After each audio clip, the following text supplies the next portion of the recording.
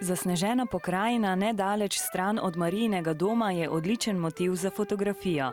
Preden se Marija odpravi na teren, preveri še fotografsko opremo. Oprema je seveda fotoaparat, potem moramo preveriti, če ima baterijo, spominsko kartico. Marija se s fotografiranjem ukvarja že 4 leta, zato pa jo je navdušil brat Matevž. Najraje fotografira živali in pokrajino. Še raje kot kopenski svet pa raziskuje podvodnega. Prav ta ji je prinesel nagrado na fotografskem natečaju revije National Geographic Kids, kjer je s fotografijo hobotnice zasedla 2. mesto. Da je fotografija nastala, sem plavala do sosednje plaže in čisto po slučaju pogledala pod neke skalne plošče in tam me je čakala mala hobotnica.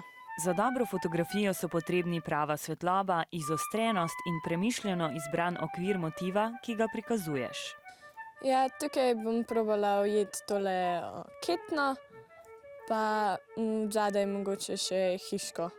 Včasih je med 100 dobra le ena. Recimo, tale je zelo svetla, in je v primerjavi s to bistveno slabša.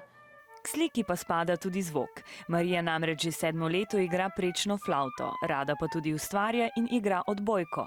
Včasih je vse dejavnosti težko uskladiti, ampak Pravijo, da kjer je volja, je tudi pot.